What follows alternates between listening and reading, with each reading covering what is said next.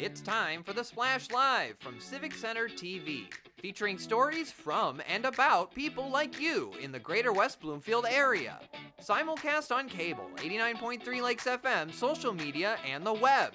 Now live from Green Media Center on Walnut Lake Road, it's the Splash Live.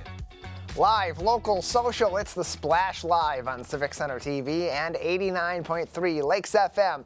I'm Tyler Keefe, joined as always by Kevin McIntosh. Happy Wednesday, Kevin. Glad to be back with you as always.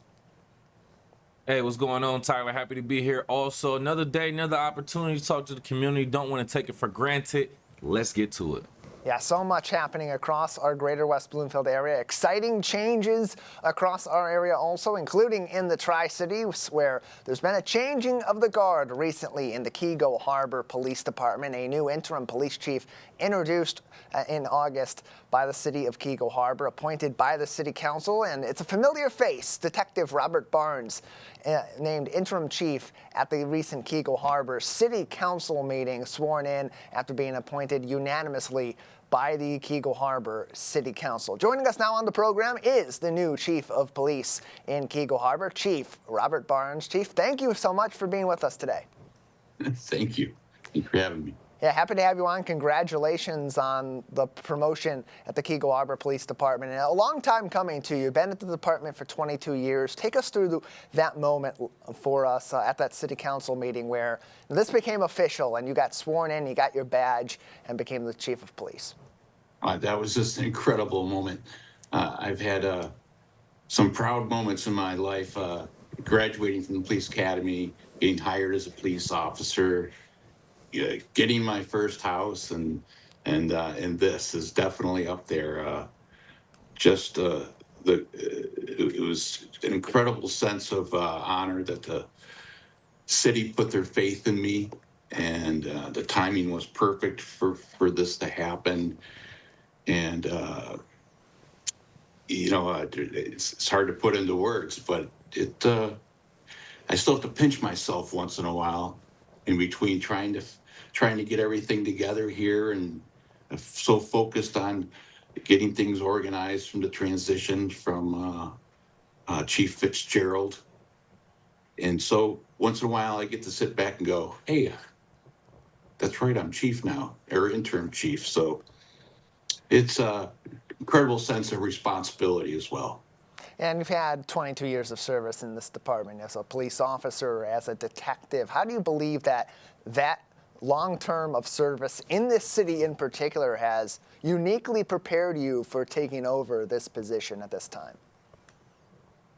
Well, I would have to say that in the later years, especially when Chief Hurst came in here, I worked side by side with him quite a bit, and then Chief Fitzgerald came in, and I was doing a lot of the administrative aspect of it, things with the state, firearms training, taser instructor, firearms instructor.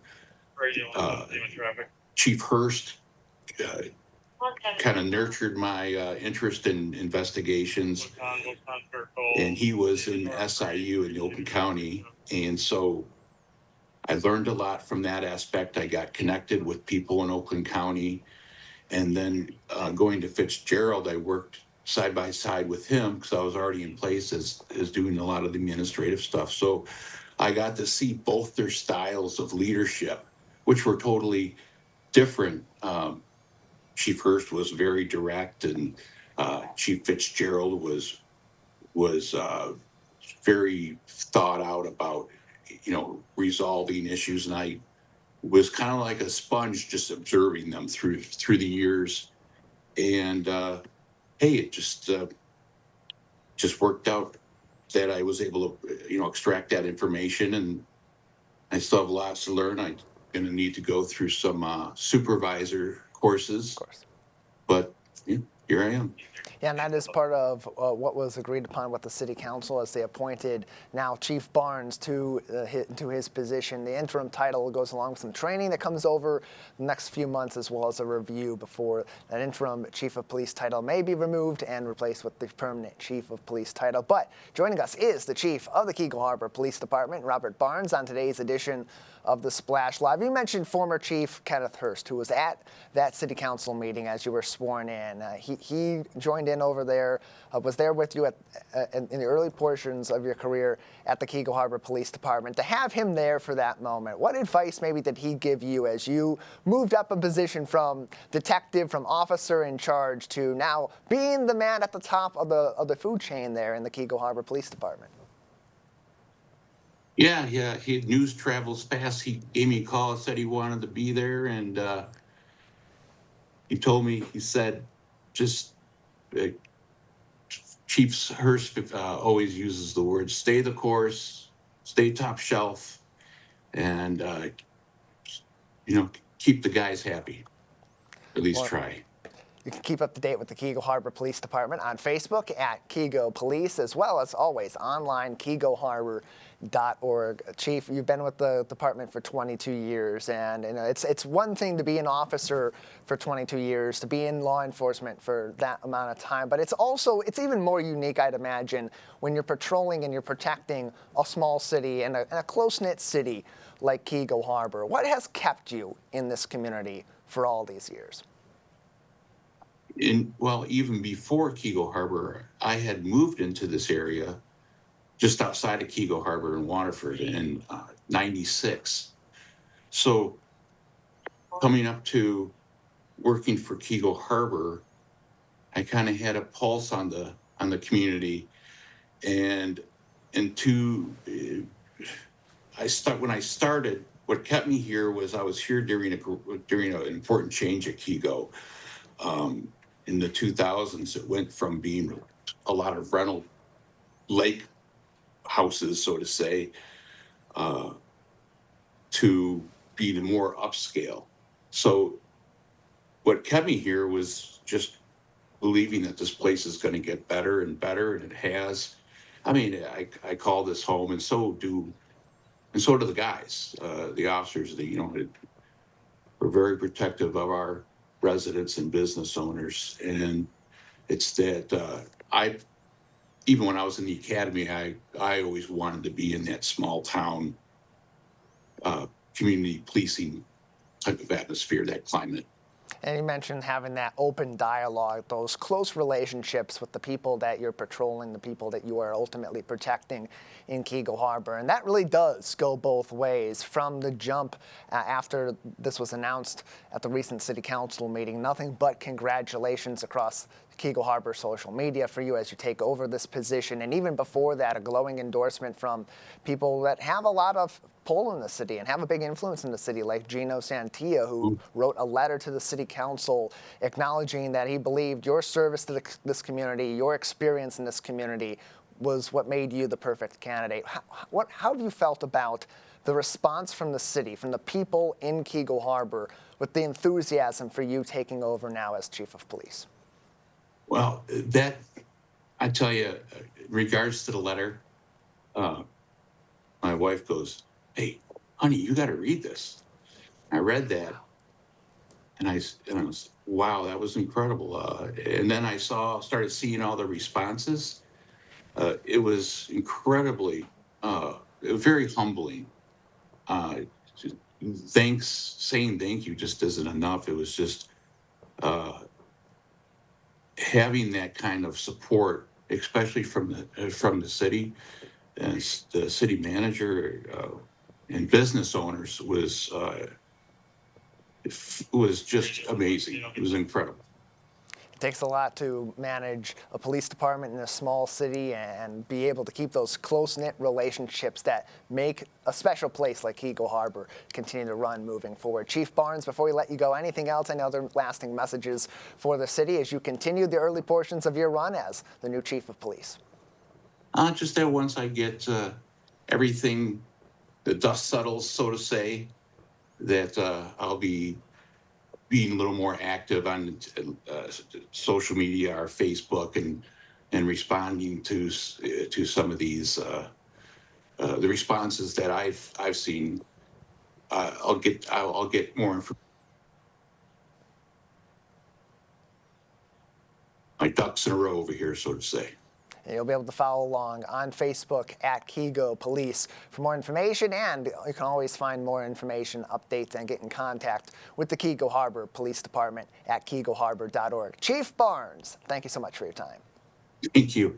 Glad to have you on. Chief Robert Barnes from the city of Keego Harbor just named their new interim chief of police by the city council at their August meeting. And Kevin, a little bit of an interim period here, learn the job, get some additional training, show how his leadership is going to move this department forward, and then hopefully a few months down the road, that review will ultimately remove that interim chief tag, and he'll be the full-time chief. But big shoes to fill after John Fitzgerald, several years at the helm. Ken Hurst, years before that, as we mentioned, was at that city council meeting. Great to see him earlier this month when he showed up there. And now Chief Barnes, 22 years in the department. You got to be doing something right if you're at a job for 22 years, and everybody there still likes you, especially when it comes to our local police departments. That was a good addition right there, and everyone still likes you. I mean, it's honest though, right? It just speaks to your work ethic ultimately. Being there over 20 years, 2 decades, and not only are the community leaders and business entrepreneurs and business owners in the community embracing you, but everyone is. So it just makes your transition a whole lot easier, I should say. And yeah, like you said, big shoes to fill, but he seems very excited and prepared for it also. Here we talk about some big shoes to fill, some changes and transitions happening. It's back to school time, Kevin, but not just yet for the students. First, we got to get the teachers back to school. The adults heading back into the classroom, but really all across the school district on Tuesday as West Bloomfield welcomed its newest teachers to Team WB, taking them on the big yellow school buses and touring all of the different schools, campuses across the West Bloomfield School District. They got to see the facilities, meet some of the people inside the buildings as they're getting ready to come back to these schools for the 2024-25 school year, and even got to check out some of those cool new playgrounds we showed you in the past few weeks as they're making those finishing touches for the kids to get back in. Here you see Scott Long, one of our assistant superintendents, with all those new teachers and employees as they got to check out one of those local playgrounds and get a little bit of recess time as they get ready for the first day of school. Kevin, a great way to introduce these teachers to their new community, get to know each other as they start this new journey here in West Bloomfield. I think it's nice that they even do that for the teachers. Get them all on the bus, take a tour of the entire school district, have them ask and answer questions that they may have, just get to know each other. I think that's a very, very nice gesture, first and foremost. So the teachers have a lot of preparing to do, not only just structurally and educationally, but mentally too. So I think it's well needed for them to have this time and this space to prepare before the school year. Yeah, they went out to those new elementary school playgrounds. They also went out to, ultimately, what many would say is the greatest playground across the greater West Bloomfield area in our schools, the Swamp, over at West Bloomfield High School. It's got some new amenities as we head toward the football season, as we head toward the school year, and some of those will be tapped into very early on to bring the community together. Joining us with more information on all of that is our very own Jake Schaff, live at West Bloomfield High School. Jake. Hey there, Tyler. Good morning. Lots of great stuff to see here. I am here at the West Bloomfield High School football field, live right now on the splash. As you can see behind me, the brand new scoreboard is right there, ready to go for the football games coming up very, very soon. But it's not just going to be football games that's going to bring everyone out here having fun on the field. It's going to be some fun movie nights as well, as the first high school community movie night is going to be taking place on September 6th at 6 p.m. So just a few short weeks away, Tyler, and it's going to invite families from all across the community to come together, have a little fun outside while the weather is still, it starts to get a little chilly, but it'll still be relatively warm, I would say, and enjoy these last few whiffs of summer right in the outdoors. And the first movie we're going to be seeing is the animated film Lyle Lyle Crocodile. with Javier Bardem, Constance Wu, Shawn Mendes. Great cast all around. Sure to be a fun night for the entire family. Yeah, it should be out there, and it's an opportunity to get out on the fields, get people together in West Bloomfield, and watch a movie on this brand new screen. And Jake, you can see it behind you. It looks pretty big from our point of view, but from your side there, I mean, you saw the old scoreboard that was out there as you joined us in the past few months. Take us through this. How does this compare to what was there before? I think this is an incredible improvement, Tyler. I mean, this just exemplifies everything out here. It's just, I mean, bigger is better after all. And I think that with this screen, it's going to bring a bigger pop and a bigger bit of excitement out onto the field. Whenever any team scores a goal, it's going to be a bigger celebration to showcase on this screen. And it's just there's going to be so much good that comes from this, Tyler. And I think it's just going to exemplify everything out here so much more, not just with football, but with so much else for the community. Yeah, Jake Schaff with us live at the Swamp at Laker Stadium at West Bloomfield High School. Behind him, the brand new Jumbotron out there that will be used throughout the football season. There's some special amenities that come along with that, new graphics and capabilities. We're going to do our best to tap into those also during the football season to aid your in-game experience at Laker Stadium. So a lot of fun coming up there, Jake. Once again, just before we let you go through those details one more time about this upcoming movie night that's going to be happening at Laker Stadium. Yes, absolutely. This event is going to be taking place on September 6th. So just, I would say, about 3 weeks away, and it'll be taking place at 6 p.m. on the dot. Fun movie, fun friends, fun family, fun for everybody, Tyler. I can't wait to see it. Certainly going to be a great night out there. Bring your blankets and enjoy a night with a good movie on the football field. Pretty apropos also, the Laker mascot named Lyle, therefore why they're going to be showing Lyle Crocodile. Jake Schaff with us live at Lyle's house, Laker Stadium, down at the Swamp. Thank you so much. Absolutely, Tyler. Thank you. Going to be a fun night out there, Kevin, as we explore the greater West Bloomfield community and some of these new amenities that have come through the West Bloomfield School District as they begin the 2024-25 school year. Movie night out on the football field. Sounds like a real good time. Man, I drove past the field. I've been driving past a few times, and I just look at it. They have the screen on. They had like the American flag up there.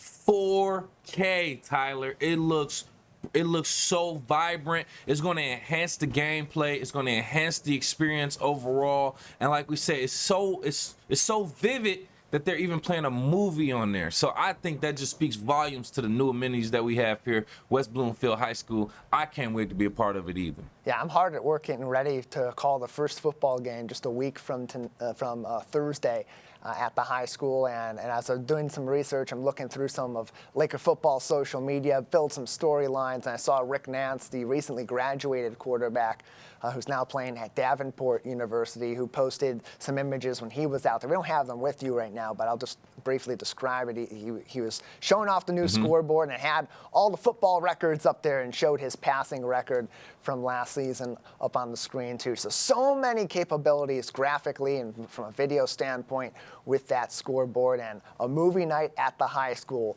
is going to be a really exciting time. And Kevin, not only are we about 1 week away from the beginning of the football season, we're also about 1 week away across the globe from the continuation of Olympic season here as we celebrate the Paralympics in Paris in just a little over a week. Recently, right here in Southeast Michigan, members of our greater West Bloomfield community also being recognized as some of the best para-athletes in the world. Yeah, just like you talked about it, the Paralympics following up the Olympic Games in Paris, an international para dance competition came to Michigan, actually. Very, very exciting. Like you said, local residents went there to actually represent our community. So with us live on the Splash to talk about that experience, team leader, lead choreographer, and dance instructor for Fred Astaire Dance Studios in West Bloomfield, we have Tamerlan Gadirov, as well as his team captain. We have Cheryl Angelelli joining us. Thank you both for being here. Let's just start off, Tamerlan. How do you and Cheryl actually get yourselves mentally prepared for these global competitions? Well, as we both like competitive, I mean, people, we always try to push each other, and we always try to give ourselves like big challenges, which is like that big competition, which is first in United States. I mean, we had like a wheelchair competition in United States. Basically, we travel all over the countries and perform and compete with Cheryl and teach people. But this time was so exciting because it was in hometown, and we was so excited to represent Michigan. Yep. We were so excited to represent West Bloomfield Studio, Fred Astaire. And yeah, I mean, we practice basically like every week. Yeah, we should have more time to practice, but you know, in some circumstances, like Cheryl is busy working, I do work also. That's why we try to find the time and practice together.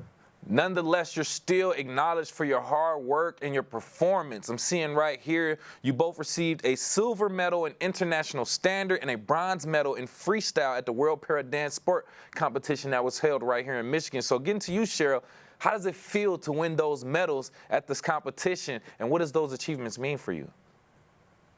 Well, like Tamerlan said, this one, we compete a lot, but this one was really special because it was in our hometown. And, you know, it's always very exciting to go out on the dance floor and compete against the best. And we had some very tough competition and tough couples there. So we're very happy with our performance and our results at this competition for sure. Nice, nice. But like we said, nonetheless, you earn those medals. You earn with, you know, from your performance. And, you know, not even getting first place, that just shows we just have to do a little bit more work, and that gives us motivation also. Getting first place, sometimes you don't even have motivation. So I completely understand. With us live right here on The Splash, we have team leader Tamerlan Gadirov from West Bloomfield Fred Astaire Dance Studio, as well as Cheryl Angelelli, dance team captain, just talking about their para dance competition, the games and different events that they've attended, and how it feels now. Get into you, Tamerlan, and just, if you don't mind me asking, what's the most challenging aspect in competing in these multiple divisions? Most challenging aspect is the different abilities of the dancers, which is usually for us it's a little bit difficult because you know, Cheryl may tell you more information about that, but for us we always try to I mean, you know, first of all, we have to look great on the floor even without dancing, like representing ourselves. We have to perform correct, and then the next part is coming with the dancing way, because we try to always surprise audience or the judges or somebody else who watching us, like what we do and what we perform and representing. And basically, yeah, I mean, we try to always challenging ourselves, find the new ways to surprise people with the new tricks and movements. Yeah. Nice. So Cheryl, did you want to piggyback off of what he said by any chance? Yeah, so, you know, people, I think, were really blown away. They've never seen wheelchair ballroom dancing before, so it was a great opportunity for us to not only showcase our talents, but the talents of all these international couples that attended the event. We had people in wheelchair breakdancing, we had people doing hip hop, we had doing all styles of dance. And so I think people have a misconception of what wheelchair ballroom dancing is.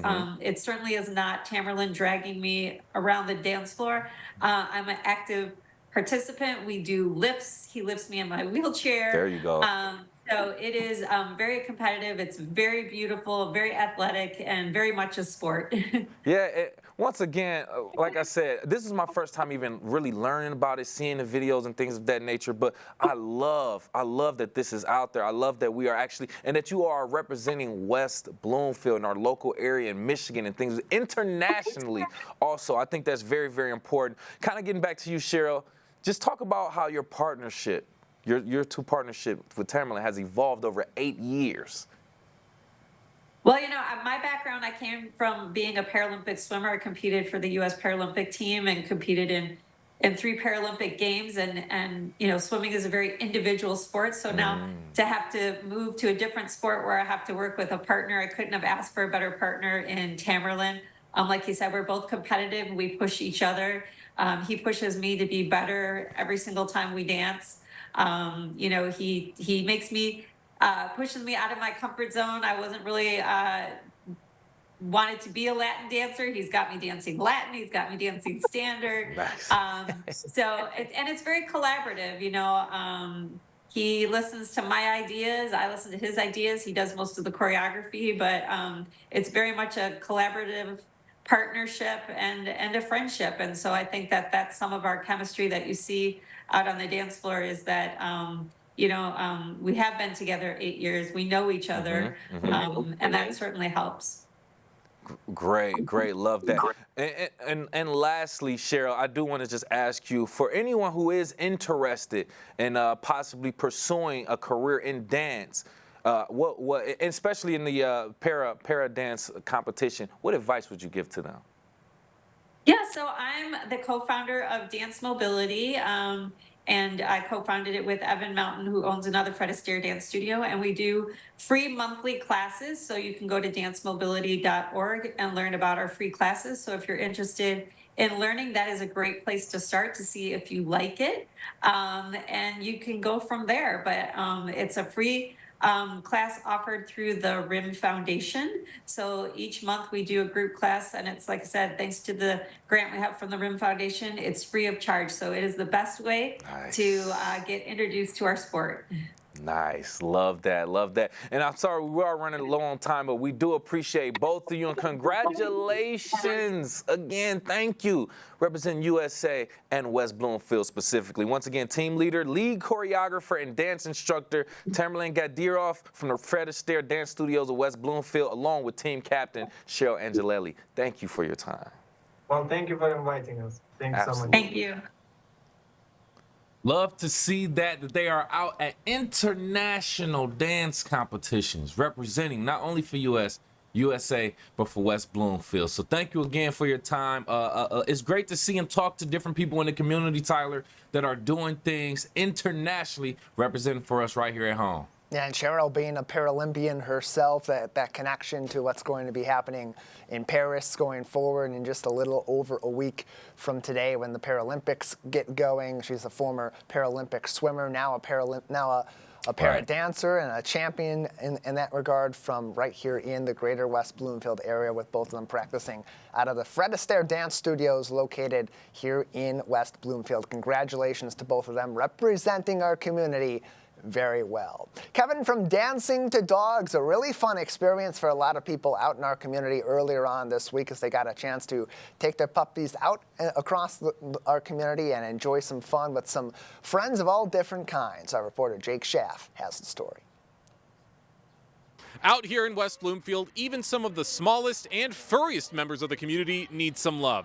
And that's exactly what the Detroit Dog Rescue is here to accomplish. As their monthly Drinking with Dogs event, a partnership in conjunction with K9 to 5 recently took place right here at the Library Sports Pub and Grill in West Bloomfield. A chance for members from all across the community to stop by, meet some furry friends, and to hopefully help some of them find their forever homes.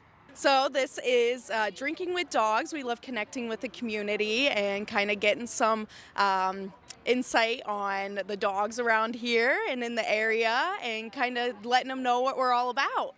It's amazing. We love working with DDR.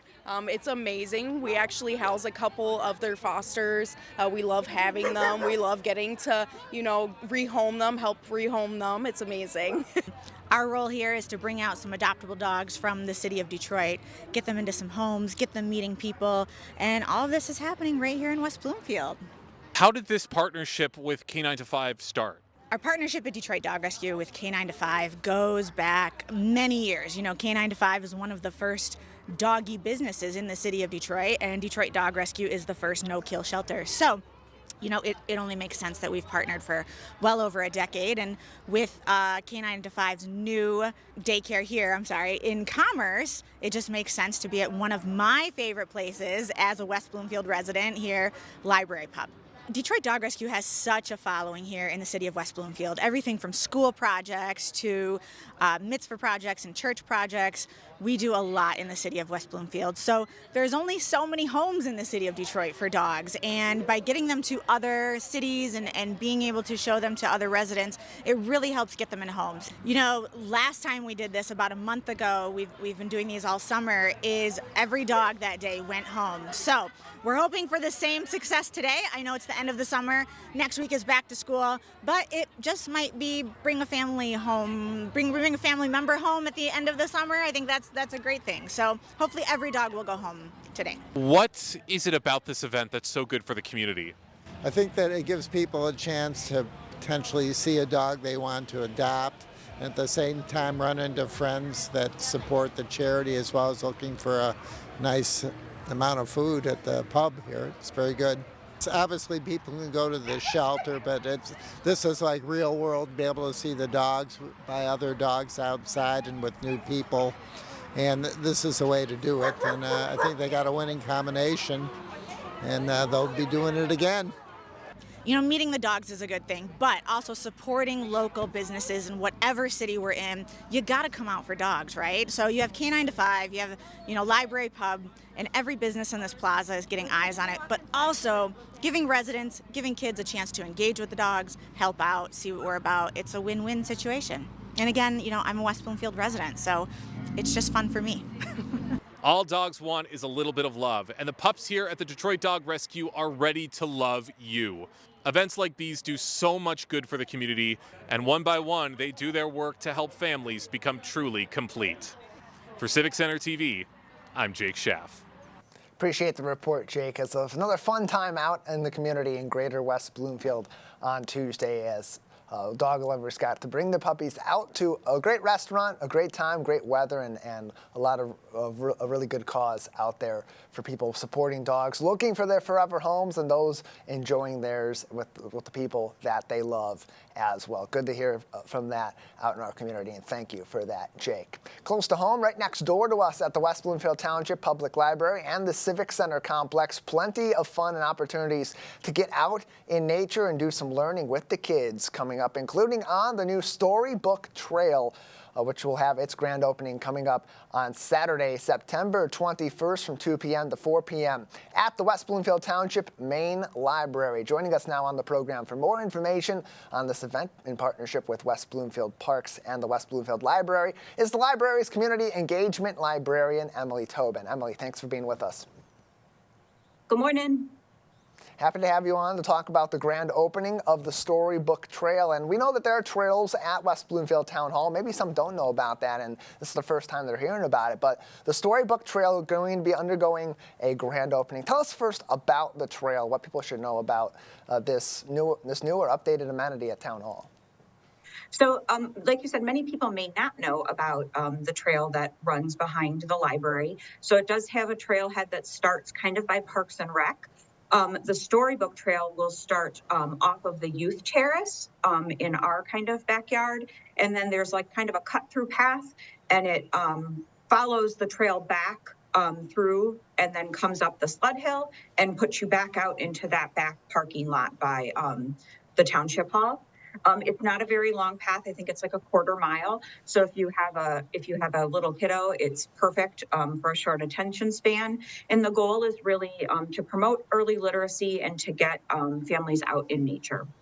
And so as people go out on this portion of the trail, it's a different section. It's going to be a specially marked section of the trail that will be known as the Storybook Trail. What will they experience on that is going to be sort of different or stand out from the other trails at Town Hall? So they are marked. So they're big marked, basically storybooks. They're you can see them now out there. There's just nothing in them. So they will have a large page from a storybook on them, and they're numbered so you can follow along to the next page. And at the bottom of each one, there's an activity or a question to keep the children and families engaged, to keep them motivated to keep going to the end. And so ultimately, this is the partnership between the library and, of course, with Parks and Rec managing the trail out there. What was the inspiration, Emily, behind creating this new section of trail at the Town Hall complex? So many libraries have done storybook trails, and for us, I think it's just it's so easy because the trail is right there. And obviously West Bloomfield has many local trails, but this one we are fortunate enough to have in our backyard, in the backyard of the library and parks. And we do so much programming at the library, and parks does so much programming with little hikers and nature walks, that we can both utilize the trail for programming. And a lot of people walk that trail with their dogs, after they come to the library with their kids. If they're looking for something to do before nap time or lunchtime, they can take a walk on the trail, and it gives parents another activity to be able to do besides just coming to the library or going to a program at parks. It kind of fills up their day, and it's a natural place for it to be. More information can be found on wblib.org, and you can register for the Storybook Trail grand opening on wbparks.org. With us on the Splash Live, community engagement librarian at the West Bloomfield Township Public Library, Emily Tobin, as this grand opening event Saturday, September 21st from 2 p.m. to 4 p.m. at the main library. And part of this is, of course, going to be going out on the trail and exploring this new section of the trail network at West Bloomfield Town Hall, Emily. But also you're going to have an author and a Michigander, Deb Paludi, will be here at the event with her new book, The Dinosaur in the Garden. So why this book for this grand opening? So Deb Paludi is a Michigander.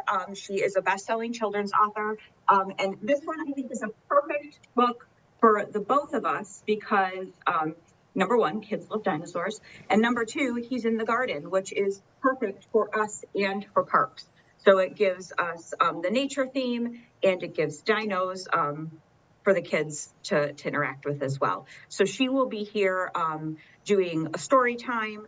The naturalists will do a hike. And Deb will also be signing and drawing dinos with the kids. And all that Saturday, September 21st at the library. You can register for the event to attend as we speak, wbparks.org. And of course, keep up to date on everything happening at the library on Facebook at West Bloom LIB. In terms of future programming, Emily, how can the library utilize the Storybook Trail to, like you said, get kids and get families more engaged in reading and learning all throughout the year? So we're going to do this Halloween storybook stroll. So there'll be a Halloween story, and kids can collect their treats along the way.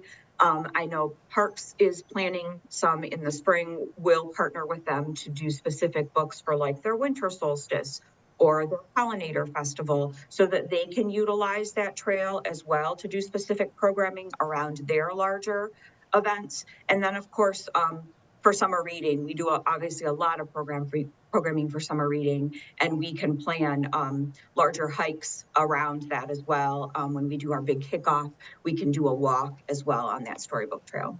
Emily Tobin is with us from the West Bloomfield Township Public Library. Their Storybook Trail grand opening in partnership with West Bloomfield Parks Saturday, September 21st from 2 p.m. to 4 p.m. Make sure to mark your calendars and get on out there to explore the new Storybook Trail, Michigan author, and learn more from West Bloomfield Parks and our local library. In terms of community feedback, how did that play into forming this new Storybook Trail with West Bloomfield Parks and ultimately bringing this grand opening event to us in September?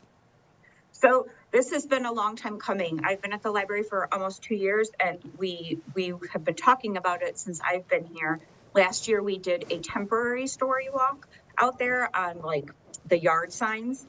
And that got a lot of great feedback from patrons that, had kids and were looking for something else to do. And I did a lot of work with Lauren over at Parks to plan out where the post would go on the trail. So we have worked together a lot over the last year to get this up and running, and we're very excited to finally see it come to fruition. More information on this on West Bloom LIB on Facebook or WB Parks on Facebook as well as you get ready for this event coming up on Saturday, September 21st. Emily, before we let you go, anything else that people should know about the Storybook Trail or what they can look out for out on the trail in the coming months? So the goal is to have a new story every month. There will be a story out there before the grand opening. I'm just waiting for some final pages, but there hopefully within the next week or so there will be a story out there. So if you want to get a little preview, you can go back there and take a walk. But other than that, obviously it's a free event. We welcome you to come, and we hope to see you there. A great way to get people out and about in our community as we wrap up the summer, get into the fall, and have plenty of opportunities to learn both inside and outside of the library and the Recreation Activity Center. Emily, thank you so much for your time. Yes, thank you. Have a great day. Glad to have you on. You have a good day as well. So again, once again, you can register for that event. It is happening Saturday, September 21st, 2 p.m. to 4 p.m. WBparks.org is the place to go to register for the event and find more information. And of course, that's going to be happening at the main branch of the West Bloomfield Township Public Library. So get more information on that and get yourself informed on what's going on the trail. We'll take a break here on the Splash Live. On the other side, a very important topic coming up, as most of our community is populated by seniors or those of approaching senior citizen age, but that also makes our local seniors targets for scammers. How do we prevent those scams that are kind of common and those that are growing with the technology of our modern times? Our local police chief in West Bloomfield, Michael Patton, will join us next. Stay with us. Live, local, social. It's the Splash Live on Civic Center TV and 89.3 Lakes FM. We'll be right back with the Splash Live.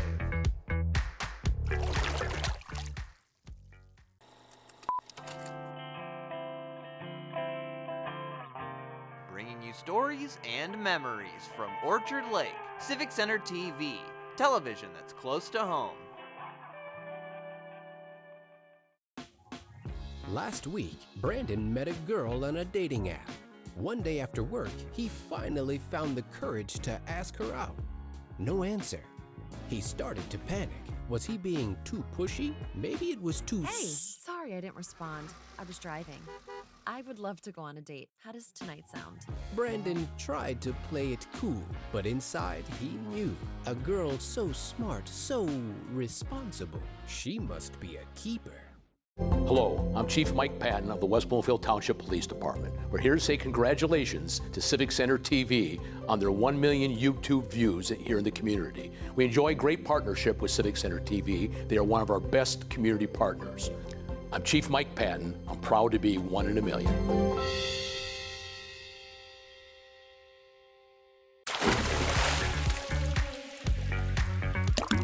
And now, back to the Splash Live. Live, local, social, it's the Splash Live on Civic Center TV and 89.3 Lakes FM. I'm Tyler Kieft alongside Kevin McIntosh. We thank you for joining us each and every day on TV, on the radio, and of course we're always on social media on civiccentertv.com, on Facebook at Civic Center TV 15, and YouTube at Civic Center TV as well. Great place to go to find all of our videos from today's episode of The Splash and all throughout the week. Keep up to date on everything happening across our community, plus special announcements and special programming, including West Bloomfield Laker football coming up next week. A really important topic also coming up next week here in West Bloomfield. On Friday, August 30th at 12 noon at West Bloomfield Parks Connect, an informative conference with some local experts and leaders all about preventing scams affecting our senior citizen population, which makes up the majority of Greater West Bloomfield. Here to talk to us about what will be expected at that community meeting and informational session is one of the participants in that, Chief Michael Patton from the West Bloomfield Township Police Department. Chief Patton, thanks for being with us today. Good morning. How are you today? I'm doing all right. How are you? Fine, thanks. Yeah, and so this is a really important topic because a large sum of our population, not only in West Bloomfield Township proper, but across our 4 communities, are of elder age. They're senior citizens, and that makes them a prime target, especially in a very technological age, for scams. And so tell us what this conference, what this panel is really all about as we head into it next week and learn more about scam prevention. Well, this presentation will be on Friday, August 30th at the West Bloomfield Parks Connect facility at 14 Mile and Haggerty. And it's being hosted by our Parks and Rec Department. But the sponsor of it is our state representative, Noah Arbit, from the 20th District here, who's been very active in the district, grew up here and also is very passionate about doing everything good and well here in West Bloomfield. But one of the other primary hosts will also be our state attorney general, Dana Nessel, was really a leader in the state here of putting out information and resources for everybody, but also seniors, about how to prevent and minimize the risk for scams and frauds. And I encourage everybody, really, Tyler, to actually go on to the Attorney General's website. And she has a wealth of information on there about how to minimize and prevent frauds from happening. And there's really something new that pops up almost every day. And she's very a good leader about putting out the contemporary risks in those. Now, there's always a lot of common themes in these risks. People trying to get information out of you, get sensitive information, healthcare information, medical records numbers, social security numbers, and other things, so that they can eventually perpetuate a fraud upon you in some way, shape, or form. And so I think one of the main talking issues of concern for everybody, but particularly for seniors, is that really they keep up on this and that they have a skepticism if someone contacts them and starts asking them for information. Yeah, because gone are the days where these scam attempts were relatively simple. It was a phone call that seemed innocent and well-intentioned, that maybe your grandparents were answering and they gave out some information, and then months later would learn the hard way that their information had been compromised. Maybe they lost some money, or they had some erroneous bills, or they get something in the mail. But today there's so much technology out there, and our seniors are active in using these technologies too. What are some of the more common ways we're seeing these scams be perpetuated in our community, particularly toward our seniors in these modern times? Well, first off, there's always the very technical kind of scams where you'll get an email that may look very official, or maybe something you had expressed an interest in earlier. And all they want you to do is eventually click on a link or open up at something else within that email, and it may allow them to gather information off your computer. Or they'll ask you a simple question to provide information, and that'll be the information that they need to, further a fraud or a scam. And those are always cautionary tales so you really want to be skeptical about what you get in an email, and don't click on a link, and don't share information. And again, some of these frauds they're very deceptive. They look very legitimate. It could be something that looks like it's coming from your bank, or looks like it could be coming from a person you've been in communication with before, but it's not. And it's the cautionary tale that you should have some skepticism before you open something. The other type of frauds are the ones that you already referenced, that ones have been historical, where they call up and they get someone's attention, or maybe evoke some emotion that a relative is in jail or they need some money. And they'll get them to go to the bank and withdraw some money and send them something. And again, those things are always frauds. Again, if a relative's in jail, there's ways to check on those, check on that, or check with other family members. So not going to the bank. I've always been very happy over the years when I see people make interventions in these kind of incidents, where a person, sometimes often a senior, will go to a bank and withdraw money to send to somebody. And an attentive teller or someone will ask them, "Why are you doing this?" And they'll start telling the story of what the story they've been told. And really, it stops those frauds from being perpetuated. But they're not always successful. And we've seen people give up and surrender significant amounts of money on what they think is the right thing to help somebody, and it's not. It's a fraud, and they're being defrauded. And though we take a very good, strong effort to investigate those crimes, they're difficult times. And really, a person who's perpetuating these kind of crimes, all they have to do, they could call 100 people, and all they have to do is be right once. And it's probably a good day in the office for. Yeah, really all it takes is one incident for that information to be stolen from somebody in our community, that information to be out there in our community, and ultimately for people to be affected by scams in a number of different ways that can last them for a number of years also, as they're trying to deal with the aftermath of these issues. Joining us on the Splash Live, Chief Michael Patton of the West Bloomfield Police Department.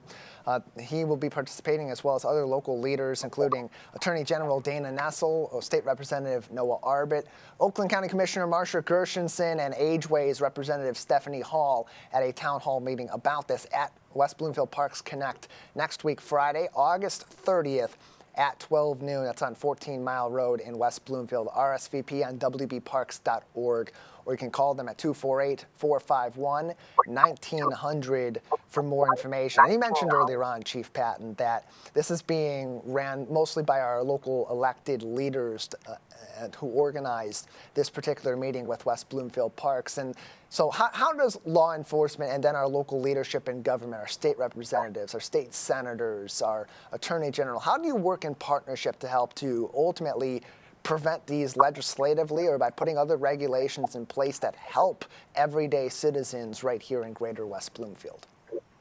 Well, there's already a plethora of laws that apply to this. So, law enforcement very often were regrettably, unfortunately, responsive after an incident or a crime has been committed. And we try and seek justice to identify the alleged perpetrators and then initiate them into a criminal justice system.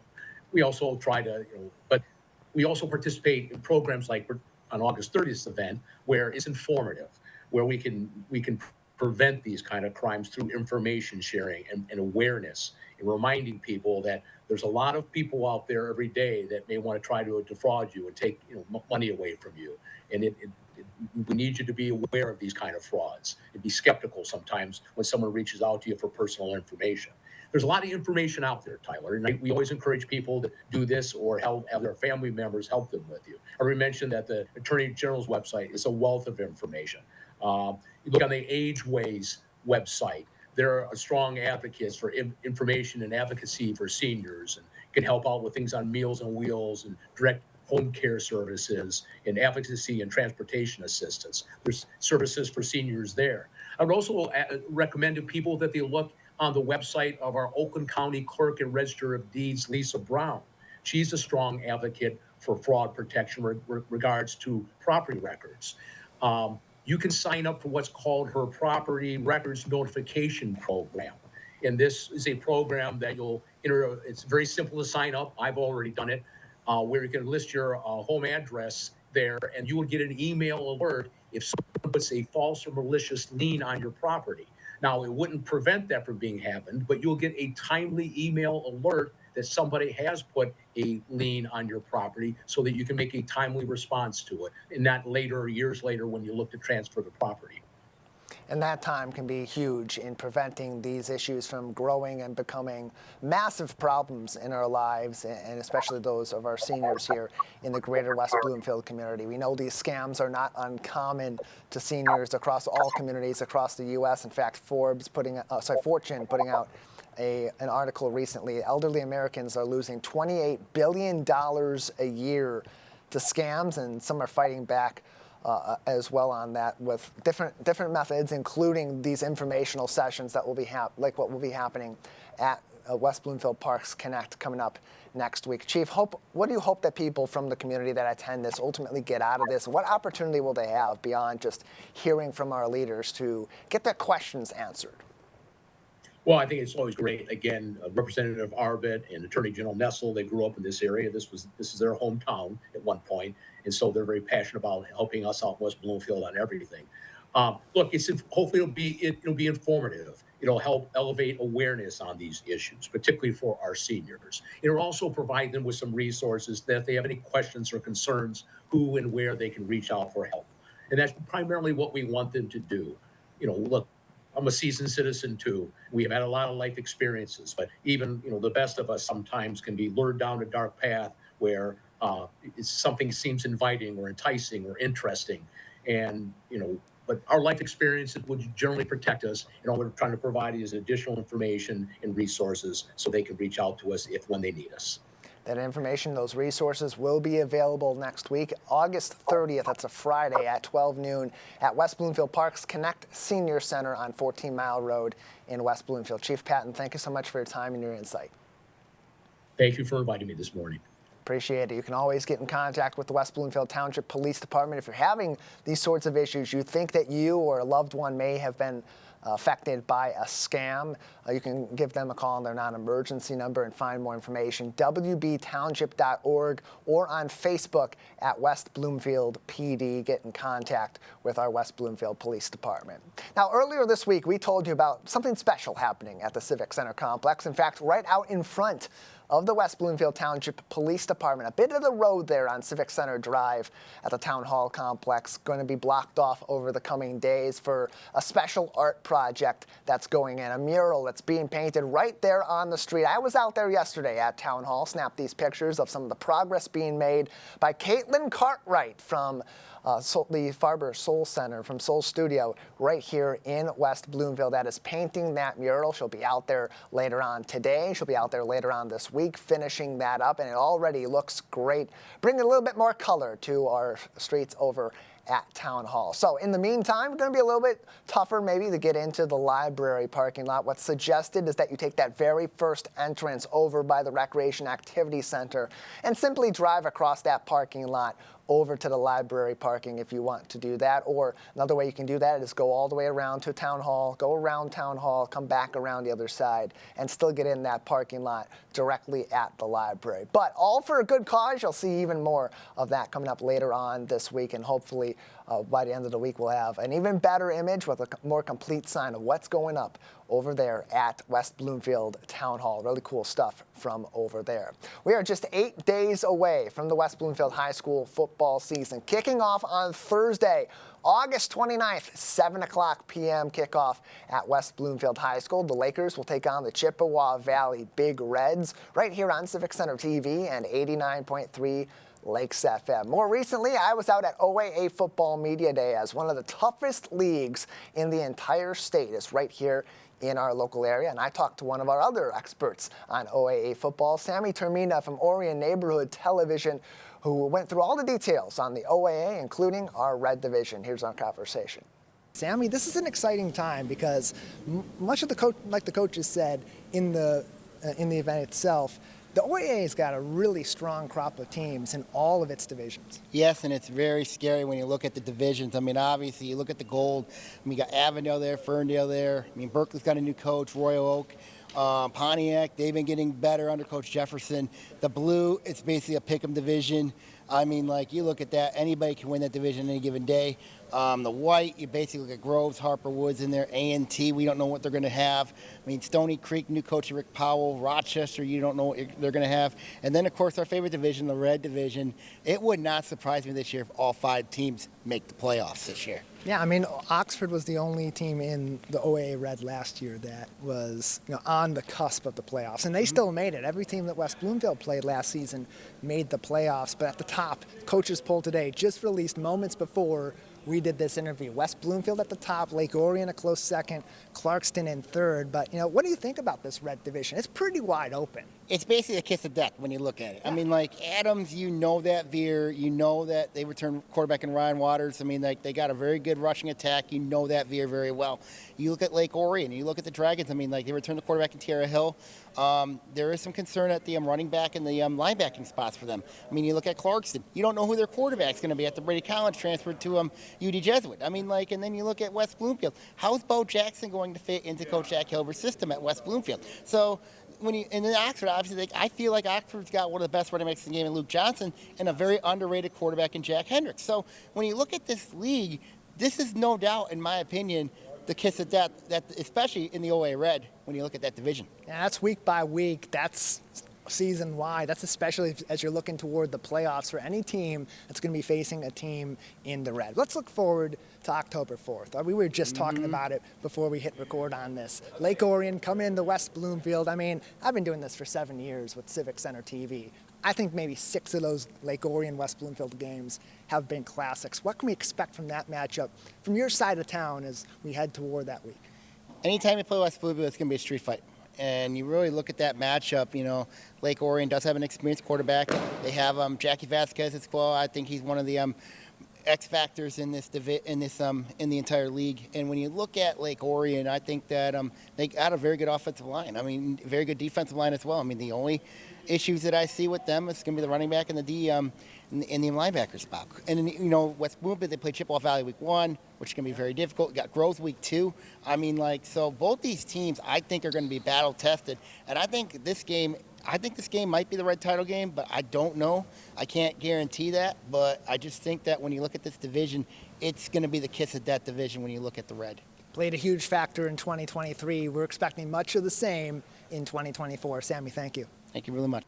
Sammy Termina, the OAA Now podcast and Orion Neighborhood Television, who follows Lake Orion all throughout the season, but does a great job also of following all of our schools in the OAA. It's going to be an exciting season for West Bloomfield Laker football. They kick it off just a week from Thursday at West Bloomfield High School against Chippewa Valley, and kind of a flipping of last season where Chippewa Valley came in a powerhouse, expected to have a great season with an experienced coaching staff and a new head coach on their opponent's side. This year, West Bloomfield, second season under Zach Hilbers, a new coach, Coach Wilson, taking over for Coach Merchant, who left for Lawrence Tech over at Chippewa Valley. All that action right here, Civic Center TV and 89.3 Lakes FM. Also join us on our social media and that of the West Bloomfield School District for even more. Just like that, we are out of time. We got to get going. We thank you for joining us and remind you, we're all on social media all day, every day. Everything you need to know, follow along with our show and get more information on what's going on in the greater West Bloomfield area. For our entire crew, Randy Melbeck and Calvin Brown at Master Control, Jake Schaff out in the field, and Kevin McIntosh, I'm Tyler Kieft. Thanks for tuning in to The Splash Live.